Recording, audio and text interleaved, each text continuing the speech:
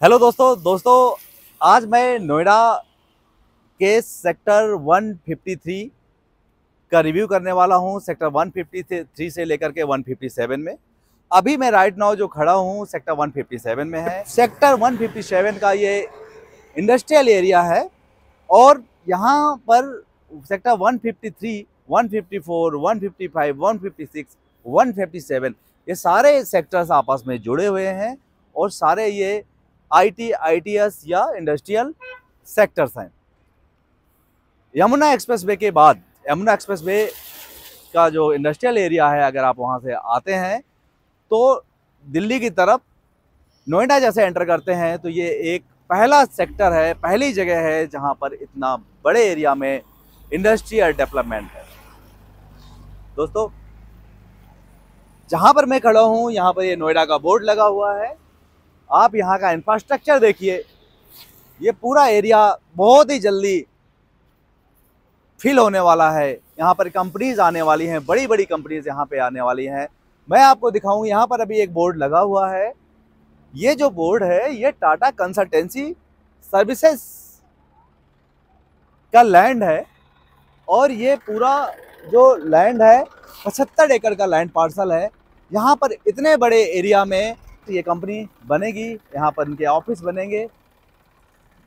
इसके अलावा TCS, Kent, Paytm, Dixon technology, Adverb technology, Microsoft आसपास है, मदरसन्स, ब्रिटानिया, हल्दीराम, रेल विकास निगम, ये बड़े बड़े इंस्टीट्यूशंस हैं जो यहाँ पर हैं, इसके आसपास के एरिया में है।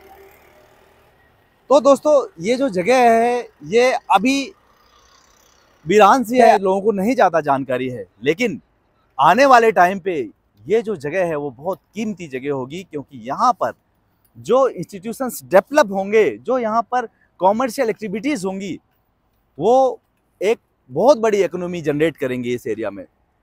तो दोस्तों, मैं आज 153 में एक प्रोजेक्ट जो कि एस का प्री लॉन्च हुआ है अभी जस्ट नाउ, उसके ऑफिस स्पेस के बारे में बताने वाला हूँ। मैंने एक वीडियो में उसके साइट दिखाई थी, दोबारा से आज मैं उसकी साइट दिखाऊंगा।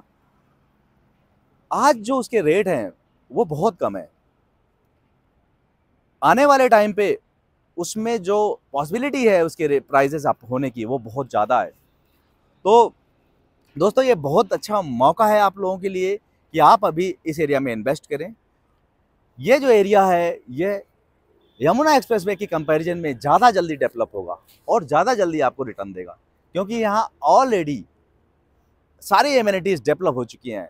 9 होल गोल्फ कोर्स गवर्नमेंट यहाँ पे डेवलप कर रही है, यहाँ के लोगों को कवर फैसिलिटेट करने के लिए। इसके अलावा सेक्टर 150 में इंटरनेशनल क्रिकेट स्टेडियम डेवलप हो रहा है। इसके अलावा जो रेजिडेंशियल एरिया है सेक्टर 153, 151, और वो बहुत बड़ा सेक्टर है, बहुत बड़ी लैंड का एरिया है। सेक्टर 153 जो सेक्टर है जिसमें एस ने अभी प्रोजेक्ट लॉन्च किया है, वो अकेले एक सेक्टर 150 एकड़ का सेक्टर है, 150 एकड़ का अकेले वो सेक्टर है। ऐसे सारे सेक्टर्स का एरिया है। तो दोस्तों, मैं आपको आज दोबारा से वो एक एक्चुअल साइट दिखाऊंगा। अगर आप यहाँ पर इन्वेस्टमेंट करना चाहते हैं तो आप अभी आपको करना चाहिए, क्योंकि आने वाले टाइम पे वो इन्वेस्टमेंट आपके लिए अच्छा नहीं रहेगा, क्योंकि वो महंगा हो चुका होगा। और आज की स्टेज में जिस प्राइस में वो चीज़ें मिल रही हैं, तो डेफिनेटली एक इन्वेस्टर के लिए बहुत अच्छा होता है, क्योंकि उसमें आपको अच्छा रिटर्न मिलेगा। तो दोस्तों, चलते हैं साइट की तरफ। दोस्तों, सेक्टर 156 है, आप सामने देख रहे हैं, एडवर्ब टेक्नोलॉजी है। यहाँ पर ऑलरेडी कंपनी ने अपनी बिल्डिंग बना दी है, ऑलरेडी फंक्शनल है। और इसके आगे हम जाएंगे तो और भी बहुत सारी कंपनीज आपको देखने को मिलेंगी इस एरिया में।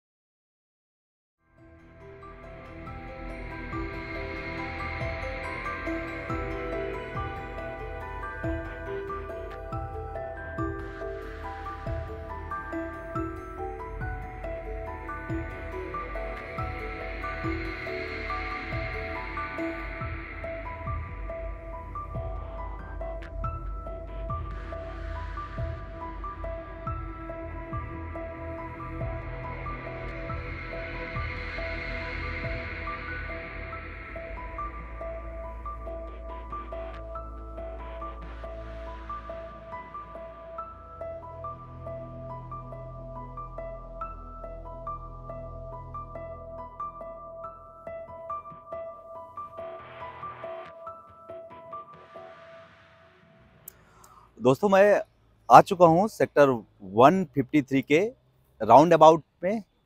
ये चौराहा है जहाँ पर 153 है, एक साइड 151 है। आप मेरी एक साइड देखें, यहाँ पर एक बहुत बड़ा कोई कंपनी बन रही है। इसके साइड में भी एक कंस्ट्रक्शन चल रहा है और ये जो रोड जा रही है सामने से, सेक्टर 148 का जो मेट्रो स्टेशन है वो अपोजिट में है यहाँ पे। और इसके अलावा ये जो प्रोजेक्ट सामने आपको बोर्ड दिख रहे हैं, ये एस का प्रोजेक्ट है जो 5 एकड़ का प्रोजेक्ट है। इस पूरे सेक्टर में अकेला ये प्रोजेक्ट है जिसमें ऑफिस स्पेसेस के साथ साथ रिटेल मार्केट है, केवल इसी में अलाउड है। तो इसका जो रिटेल है वो बहुत बेहतरीन चलेगा।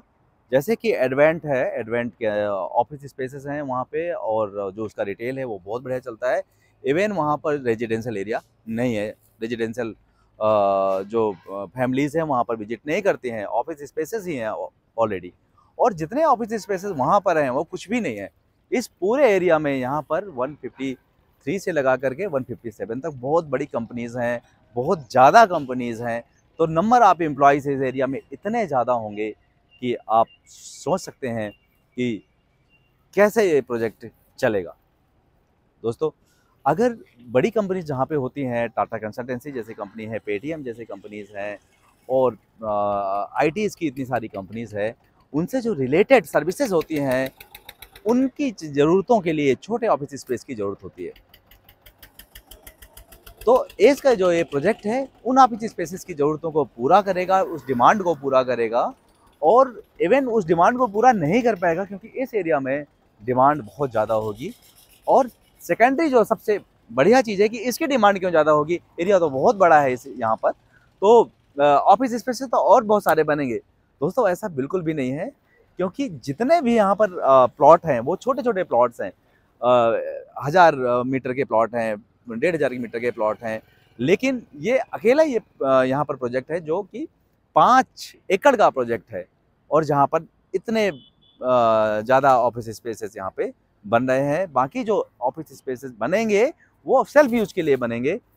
और तो इस कारण से इस प्रोजेक्ट का जो रिटर्न है वो वैसे भी ज़्यादा अच्छा आएगा। और दूसरा पॉइंट ये है कि अभी जो एरिया है ये अभी भी अंडर वैल्यूड है, क्योंकि लोगों को इसके बारे में ज़्यादा जानकारी नहीं है, अभी एकदम डेवलप होना स्टार्ट हुआ है।